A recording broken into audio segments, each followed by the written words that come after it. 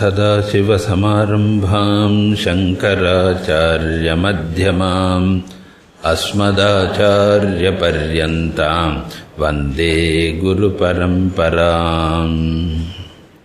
In the first 6 verses of the 15th chapter, we saw the first part of Vedantic teaching. Krishna described the nature of samsara by comparing it to the Ashwatha tree, and then he talked about the 4 important disciplines by following which a person will get out of the samsara. The disciplines being Vairagyam, Sharanagati, Sadgunaha and Vedanta Vicharaha. And by following these 4, a person attains freedom from samsara, which is otherwise called attainment of moksha. And attainment of moksha is nothing but attainment of Brahman, which is the very substratum of the samsara tree. And Krishna concluded that discussion by defining the nature of Brahman through a very important verse, Natad bhasayate suryaha, which is paraphrasing the very important Upanishad mantra, Natatra suryo bhati na chandra tarakam. And through this verse, Krishna defined Brahman as the consciousness principle which objectifies everything, but which itself cannot be objectified through any instrument. And then finally Krishna added a note pointing out that this consciousness is my own higher nature. I, the Lord, have got 2 natures or features, which was said in the 7th chapter as Apara and Para Prakriti, the lower and the higher nature. The lower nature is the Saguna Ishvara, and the higher nature is the Nirguna Ishvara, which is the consciousness. And therefore, indirectly, Krishna tells, hey Arjuna, don't look upon me as a physical body born the other day as the son of Devaki and disappearing on another day. This visible personality of mine is only my inferior, lower material nature. And my real higher nature is the Nirguna Chaitanyam, which is never subject to birth or death or even travel. That is why we use the word Krishna Paramatma, and that Krishna, the Paramatma, the Chaitanya Swarupam, cannot travel from one place to another, because that Lord is all-pervading. And therefore Krishna hereafter talks about himself as Nirguna Brahma Chaitanya. This we have to remember, because Krishna uses the word I in 3 different meanings, which has confused many students of the Gita. Krishna is very, very loose in using the first person singular. In certain contexts, he uses the word I as the physical Krishna, having a date of birth and a date of death, and born as a contemporary of Arjuna and a friend of Arjuna. Sakheti matva bhaktosi me sakhacheti rahasyam hetaduttamam. Arjuna, you are my friend. So when Krishna addresses Arjuna as his friend, Krishna is taking himself to be a personal God, Devaki Paramanandam Vasudeva Sutam Krishnam. So thus the word I sometimes means Ekarupa Ishvaraha. And there are other times when Krishna uses the word I not as a personal, localized God, but as the all-pervading Virat Swarupam. Not with one form, but Aneka Rupa Ishvaraha. And where do we get such an expression? You can easily find out the entire 11th chapter. Krishna uses the word I not as Mr. Krishna, but as the total universe. Aneka bahudara vaktra netram pashyami tvam sarvataha ananta rupam. Not eka rupam, aneka rupam.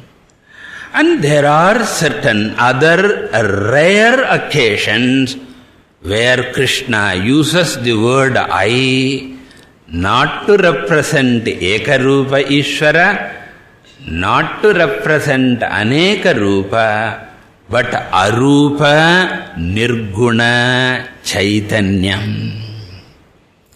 And where does Krishna use such an I, first person singular? In the 9th chapter, in the 7th chapter, Avyaktam Vyaktimapannam Manyante Mam Abuddhayaha Param Bhavamajananto Mamavyayamanutamam. People think I am a human being. People think I was born because people do not know my formless higher nature. Maya tatamidam sarvam jagadavyakta murtina.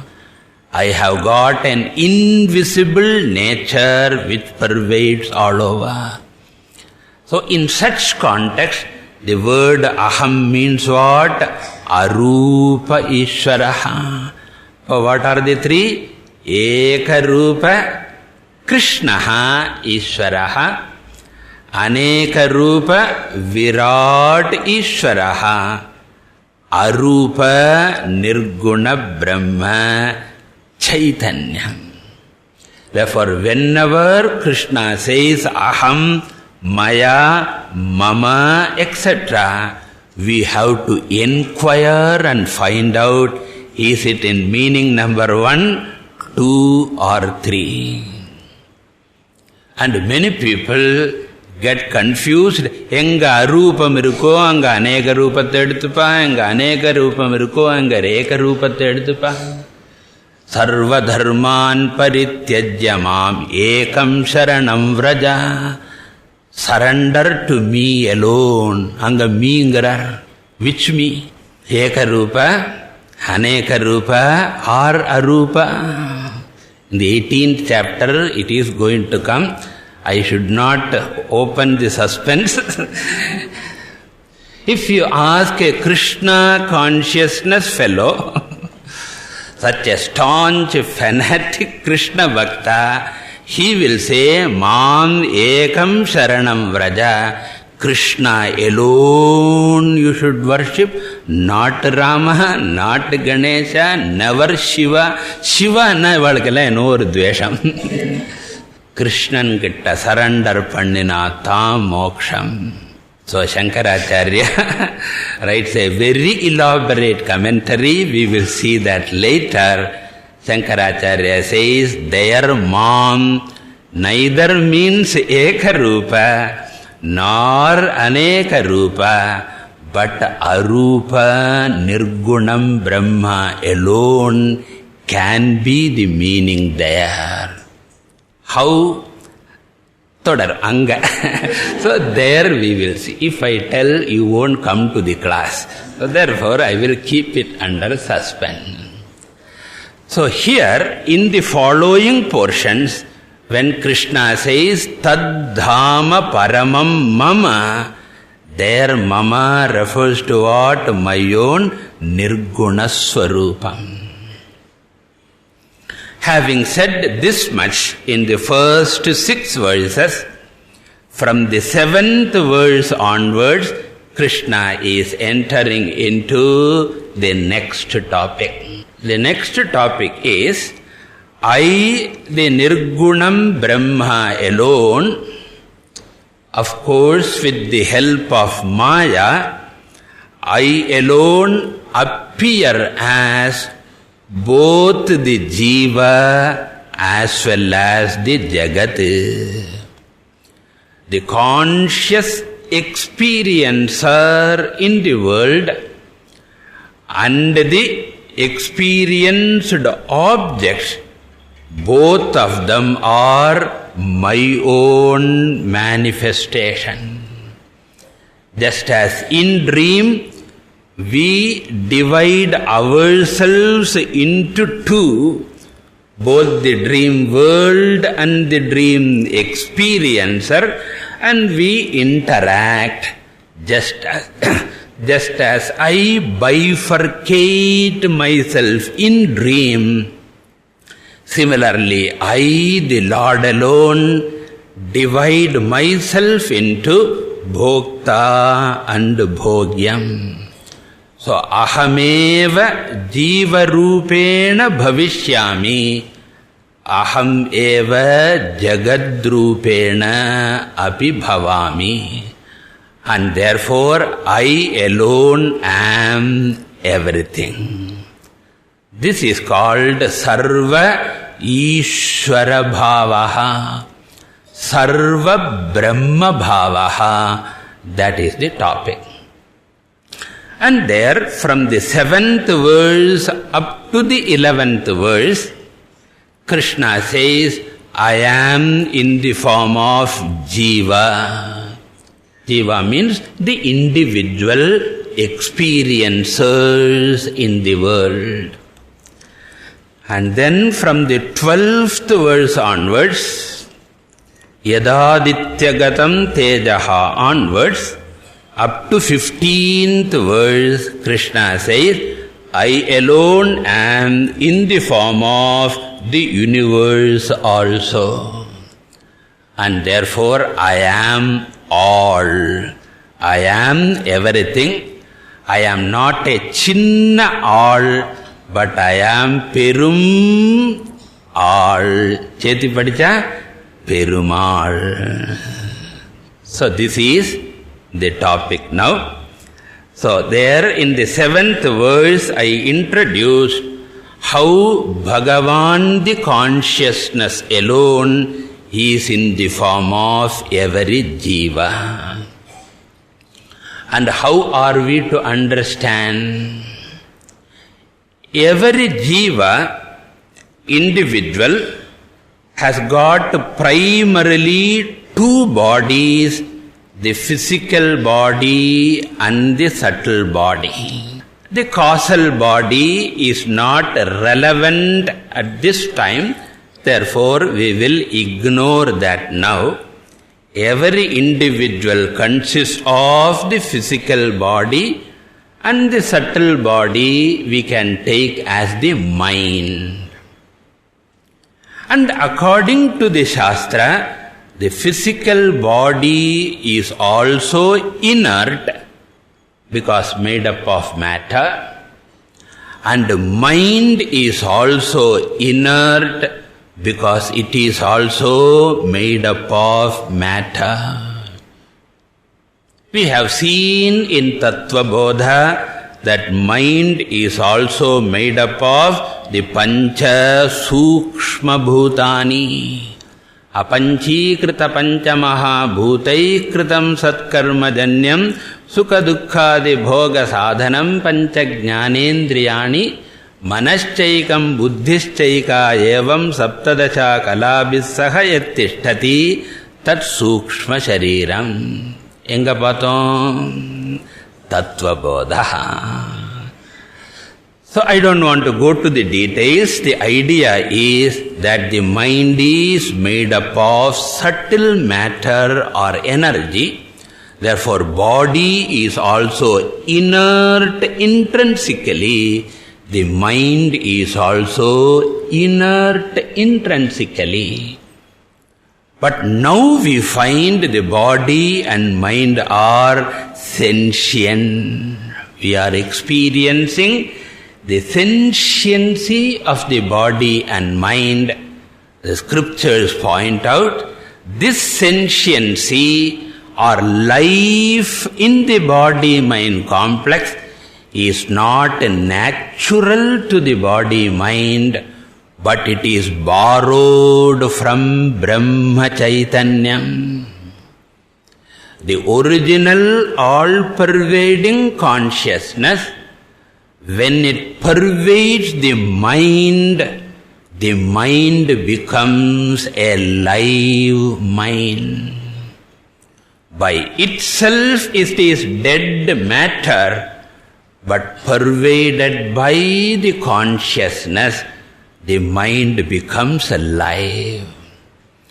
And that consciousness which pervades the mind is called Pratibimba Chaitanyam or Abhasa Chaitanyam.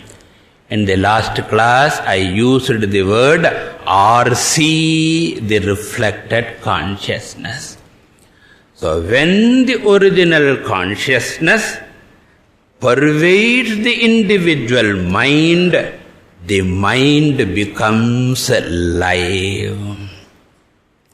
And what does the mind do? It has borrowed life from Brahman, and out of the borrowed consciousness, the mind lends consciousness to the physical body. Kadan lend kadan. Because mind itself has borrowed from OC. And from that borrowed consciousness, mind lends consciousness to the body, and therefore now the body is also alive. So now the body is alive because of what? The mind. The mind is sentient because of what? The OC. At the time of death, what happens? At the time of death, what happens? The mind quits the body. You should not say consciousness quits.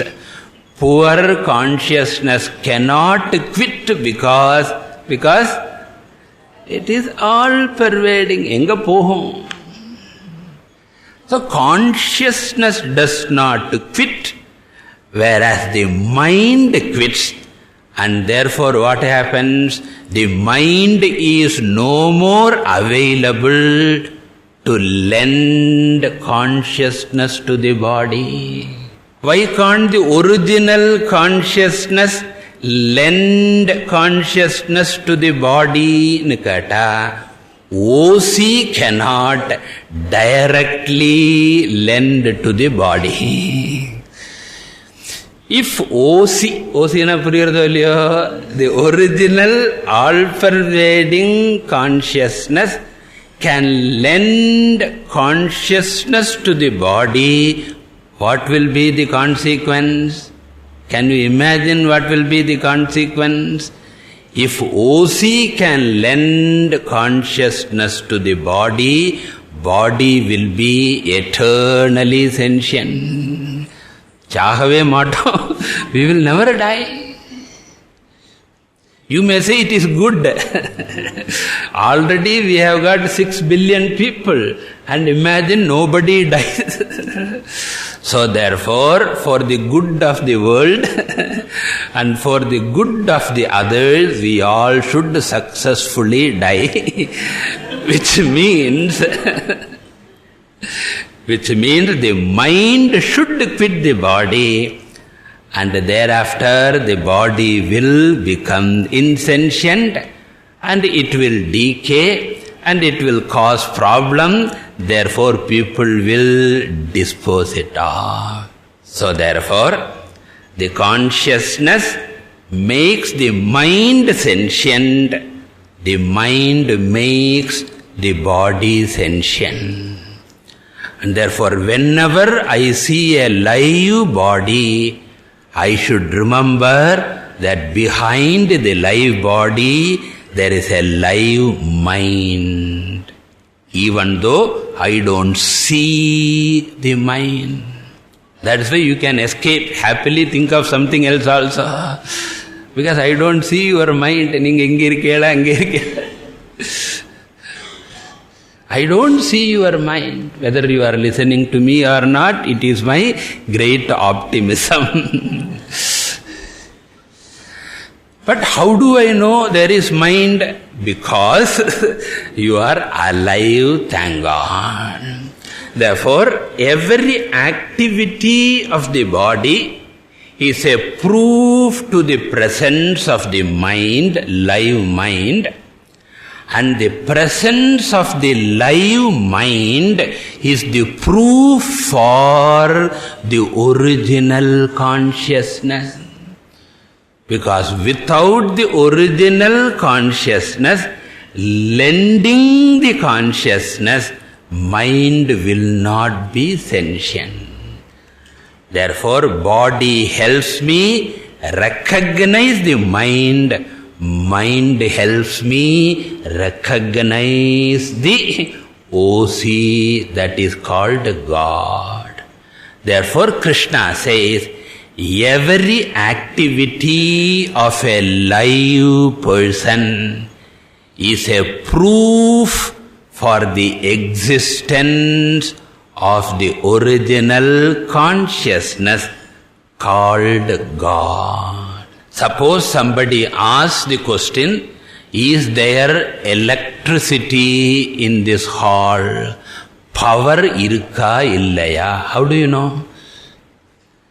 You cannot perceive because electricity is invisible. So if somebody asks whether there is power or not, what do? Look at the bulb. The bulb is called Sthula Shariram. So when I see a bright bulb, I know that the bulb does not have brightness of its own. Therefore, the brightness of the bulb is what? Borrowed brightness. And this brightness of the bulb is given by what? Inside the bulb Sthula Shariram, there is a Sukshma Shariram called the filament. Tungsten filament. And that filament is very bright, and that bright filament alone lends brightness to the bulb. Now the next question is, how is the tungsten, I don't know whether it is now also tungsten or something, how the tungsten filament is bright? Does the brightness belong to the filament itself, or is it borrowed? What will be your answer? The filament is not bright by itself, but now it is bright because an invisible power pervades.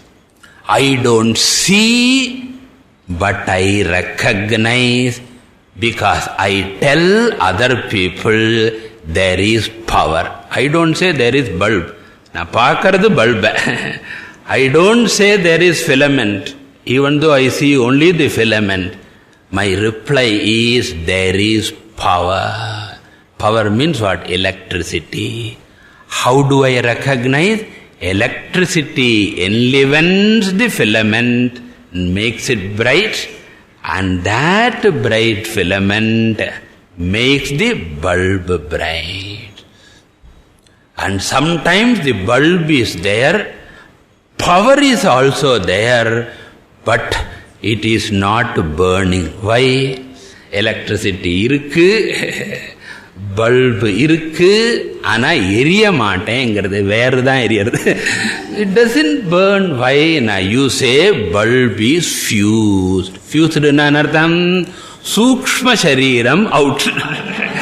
The filament is gone. Similarly, there is a person still yesterday walking, talking, scolding, and one day I see the bulb is there. The body is like bulb also round. And of course consciousness is there everywhere, but no life. Why?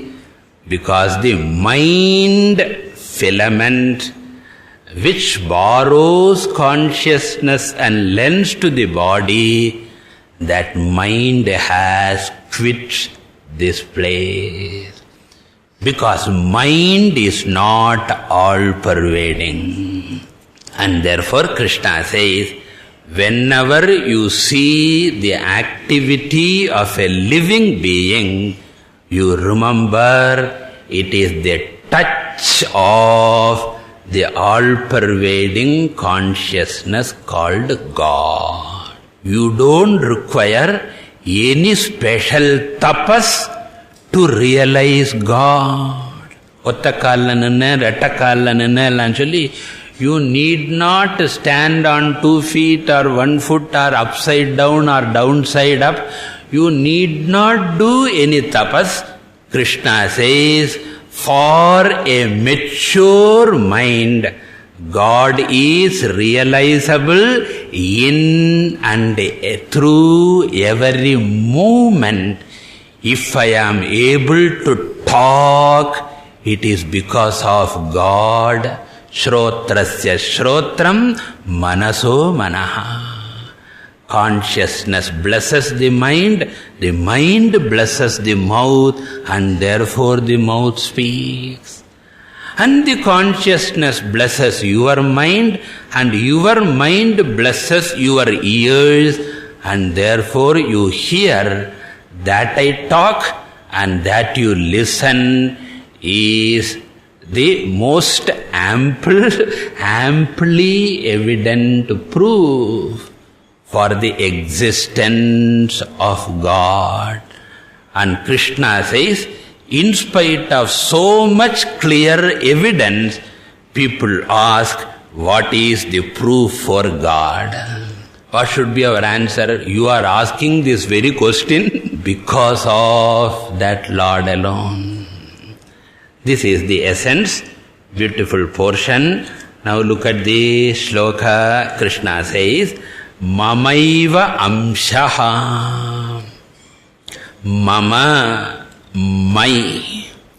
When Krishna says my, which my? Moonurku.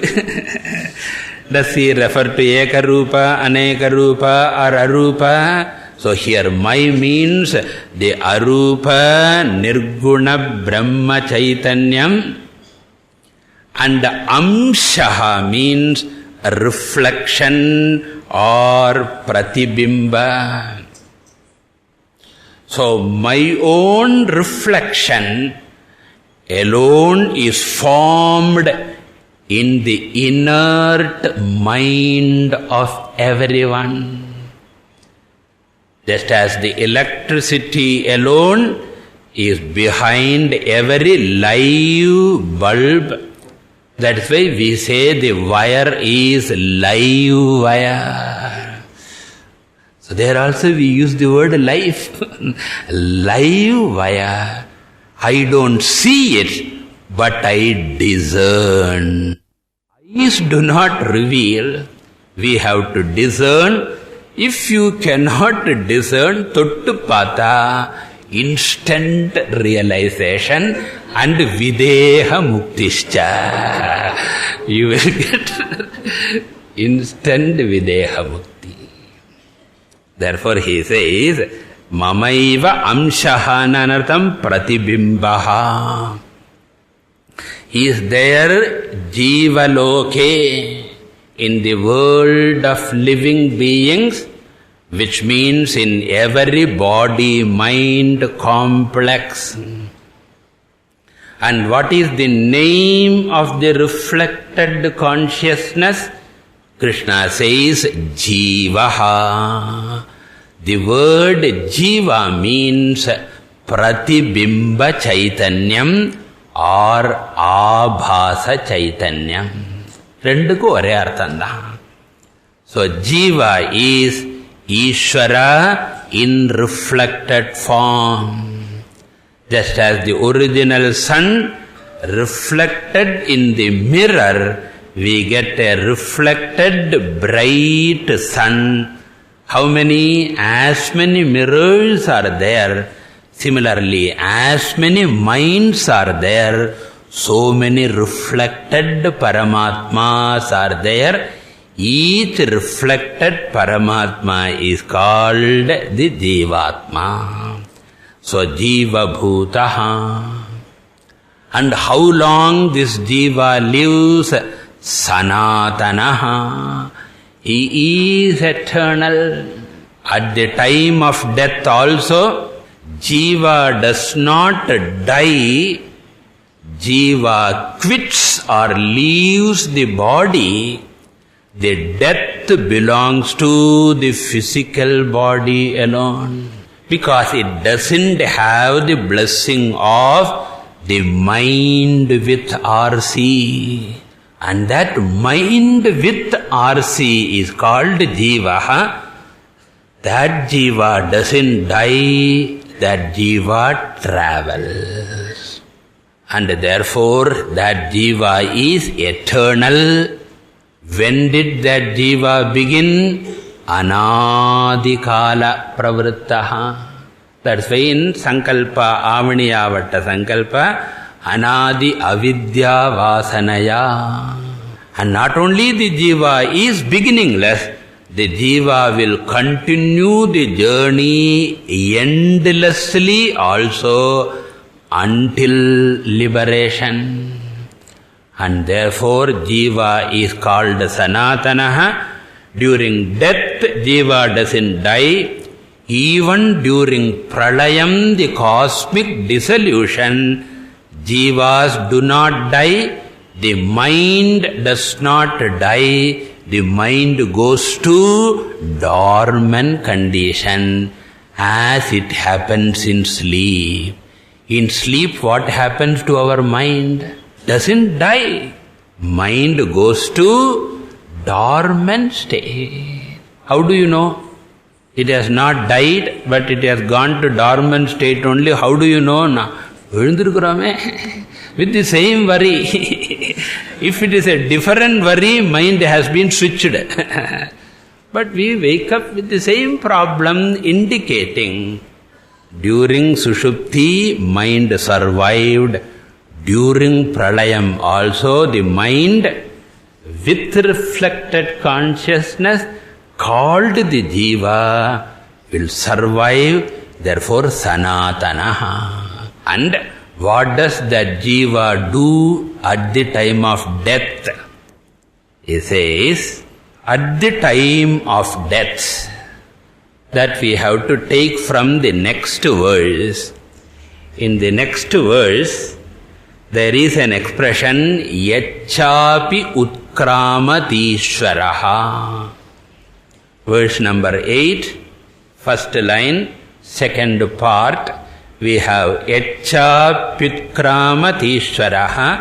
That part has to be lifted from that verse and you have to bring it to this verse. Yachapyutkramati means when the jiva leaves the body. What is jiva? Reflected consciousness. And what does that jiva do? Indriyani karshati. Not only the reflected consciousness goes away, but it drags the entire sukshma shariram also along with that. And what is the sukshma shariram? All the sense organs. Sense organs do not mean the physical sense organs.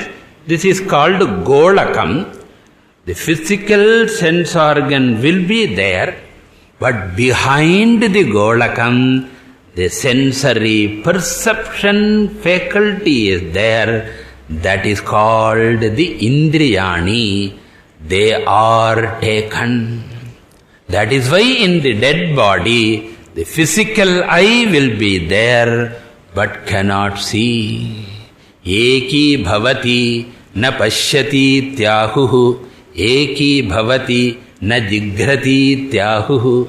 Eki bhavati na vijanati tyahuhu. All the physical parts will be there. In short, the anatomy will be there, but the physiology will be missing.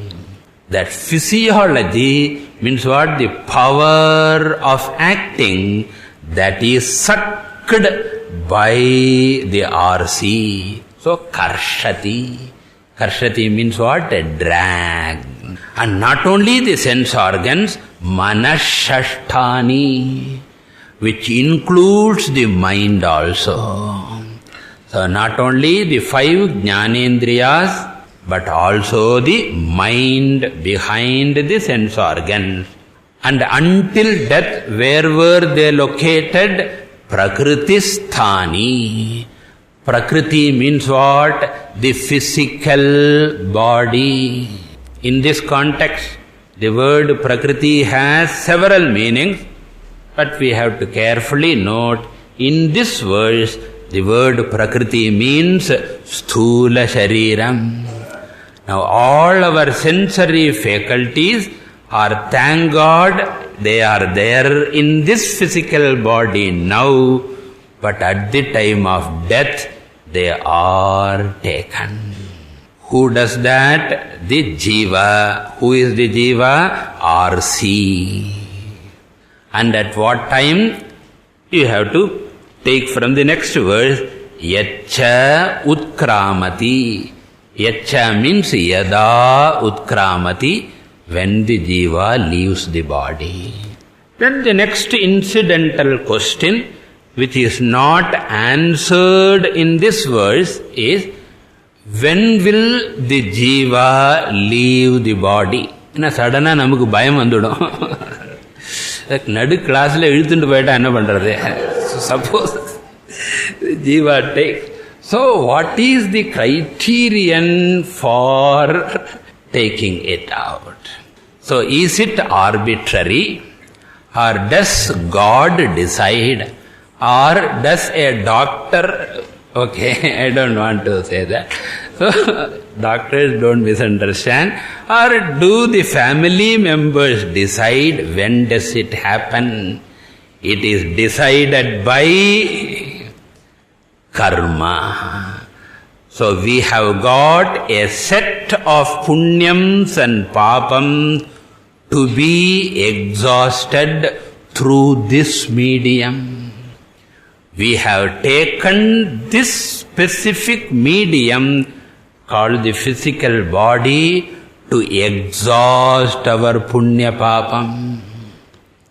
And once those punyams and papams are exhausted, then this medium is left. Then what happens? Next bunch of punya papam is waiting in queue. To remember, sanchita karma is there. Out of the old mutais, the sanchita karmas, another bunch gets ready, and that next bunch of karma will determine what should be the type of next body. Whether it should be Uttama Shariram, Madhyama Shariram or Adhama Shariram, and that karma guides the jiva to the appropriate environment. And that is called the travel of the jiva. Continuing. Shariram yadavapnoti yachapyutkramati ishvaraha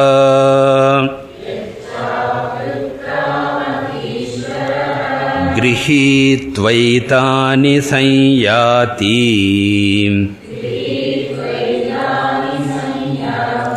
vayurgandhani vashayat.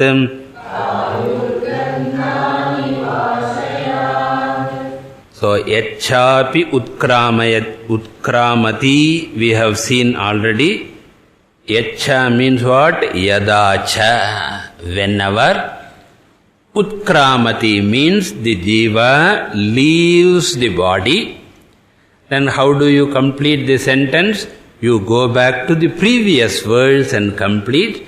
When the jiva quits the body, it carries the sense organs and the mind. So the Sanskrit Anvaya will be Yada jivaha utkramati tada prakritisthani manashashtani indriyani karshati. Now the next question is, what will the jiva do next? We are all eager to know. Whenever a death occurs in the neighborhood or in our own family, we suddenly begin to think of what happened to that person. Enga povar, eppa povar, eppadi povar, enna aham. So Krishna answers that question. He says, Shariram avapnoti Ishvaraha. Ishvaraha means this jiva who is the Lord of the body. Jiva itself is called here Ishvaraha. We have to carefully note. Why is jiva called Ishvara? Because of two reasons. The first reason is Ishvara alone is in the form of jiva when he is reflected. After all, jiva is what? The reflected version. The problem is reflection la konja distortion vanduduthu. That is the only thing. But jiva is Ishvara reflected in the mind. Therefore, jiva is called Ishvara. And the second reason is, Ishvara means the master, the Lord. And jiva is called Ishvara, the master, because jiva is the Lord of the individual body. Because only his presence makes the body alive, and his absence makes the body dead. And therefore Ishvaraha means Sharirasya Swami. And this Swami Jivaha, after leaving this body, what does he do? Shariram avapnoti. He takes another body. As I said, Uttama, Madhyama or Adhama, there is no rule that human being will take only human birth. There is no rule. Human being can become a Deva, one of the gods also. Human being can become another human being, or even inferior janmas are possible. Because there are some other philosophers who say evolution is uniformly from lower to higher only. Matsya, Kurma, Varaha, they take it as the Darwin's theory of evolution. Minnala Koranga irundo, ippon sandehama irukku. So previously we were monkeys, and then Kurangilirundu Pirandavan Manidan. So we think that from lower forms of life, we uniformly go to higher form. But Veda does not accept that. The journey need not be always upwards. That's why we give the example of the snake and ladder.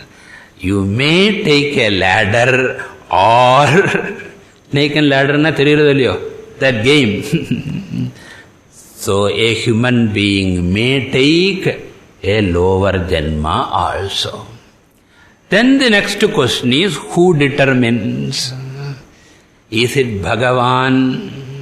We want to put the blame on someone. Shastra says, don't blame anyone. It is totally dependent on karma, and karma is dependent on karta, and you are the karta, and therefore you alone determine your next janma. And in the 6th chapter, Krishna gives a great consolation for us. All the Gita students will never take lower janma. For class vandundrungo better. So all the Gita students, of course, they will get liberation, no janma at all. But if at all they don't get liberation, the next janma will be invariably Manushya janma only, not my promise, Krishna's promise. Enna nambuvelo maatelo theriyade. Krishna says, Nahi kalyanakrit kaschit durgatim tata gacchati. And you will start attending Gita classes from younger age itself. Straight. Now also you are young, but I mean still from younger age. And therefore, so the next body is determined by Punya Papa Karma. And Shariram Avapnoti. And when the Jiva takes another body, what does he do? He has taken all the Indriyas, sense organs from the previous body, and all those sense organs he will place in the respective physical place. Eye, the sense organ must be placed where? Not inga. The eye sense organ must be placed in Chakshur Golakam. Chakshurindriyam must go to Chakshur Golakam. Just as when we shift the house, we would have taken kitchen material, study room material, drawing room material. All of them you pack in a huge package, and after opening the package, what do? Edu bathroom ku ponumo, the bathroom la. Toothpaste kitchen la vepomana. So therefore, what goes to this room has to go to this room. Similarly, Jnanendriyas are placed in that Golaka. Karmendriyas are placed in Karmendriya Golaka. You have opened the package and set the house, and thereafter what do? Start your transactions in the new transferred place. First look at the neighbor, who is your neighbor, and find out where shopping centers are there and all those things. So, rebirth is nothing but a transfer. Therefore, you need not feel bad about it. Therefore, Krishna says, Grihitva etani samyati. Etani means what? All the sense organs and mind, the jiva carries along with it. Samyati travels. And he gives an example.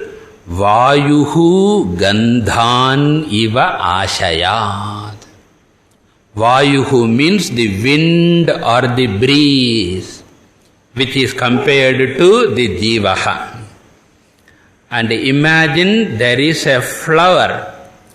The flower is compared to the physical body, because it is visible. And the flower has got the fragrance.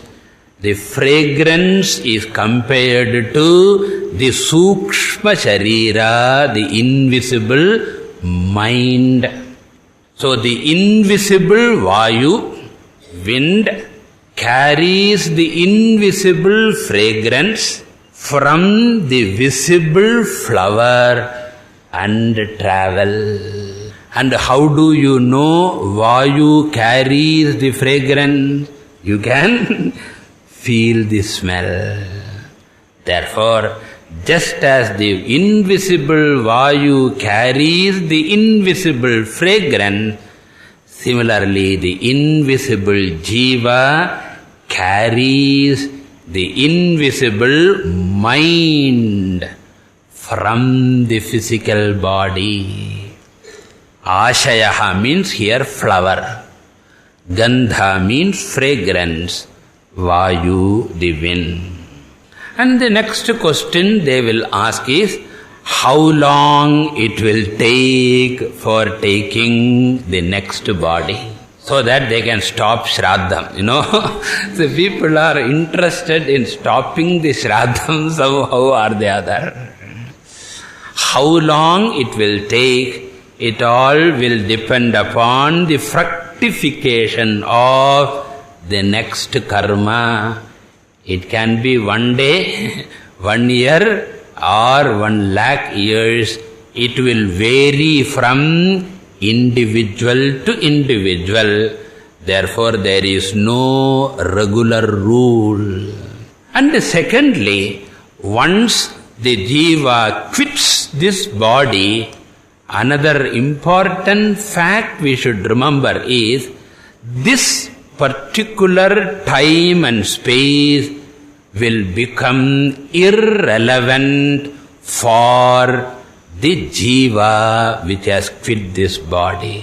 You should remember that this time and space are relevant only when you function through this body. That shows how time and space are highly relative.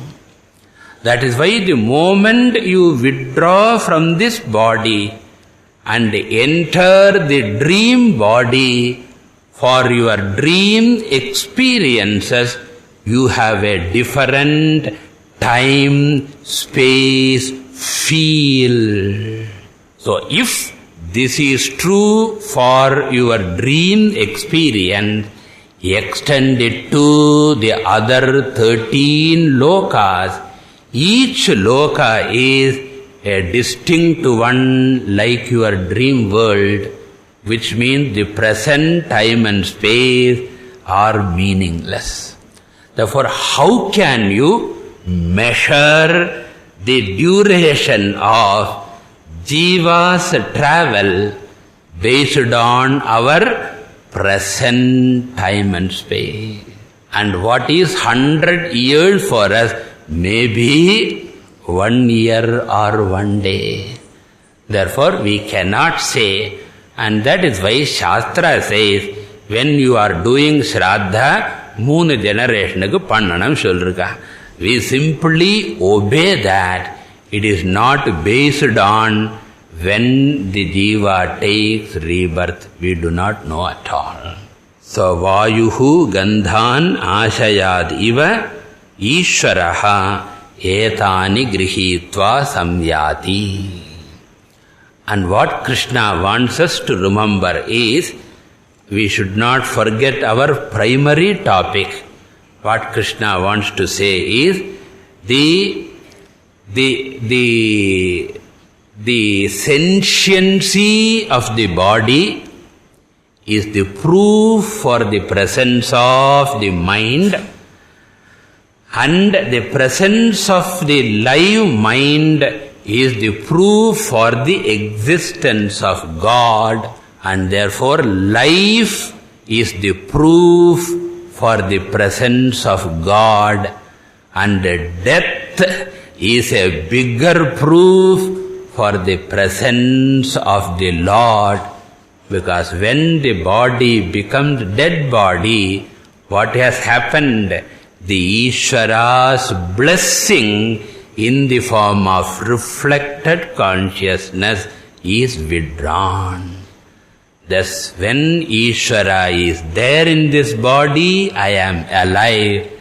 When Ishvara has quit this body, Ishvara na purinjiganam, Ishvara in the form of Chidabhasa has quit this body, the body becomes dead. So life is the proof for the Lord, death is the proof for the Lord. And in the next verse he will say, between life and death, whatever tirishamans you do, whatever activities you undertake, they are also the proof for the presence of Lord. How can you miss that Lord? It is like asking, what is the proof that there is electricity? Fan kadila ukkandundu, light kadila ukkandundu, he says, what is the proof for electricity? That he is able to see, that he is able to feel the breeze of the fan is the proof for the invisible electricity. Details in the next class. Purnamadah Purnamidam Purnat Purnamudachyate Purnasya Purnamadaya Purnameva Vashishyate. Om Shanti Shanti Shanti.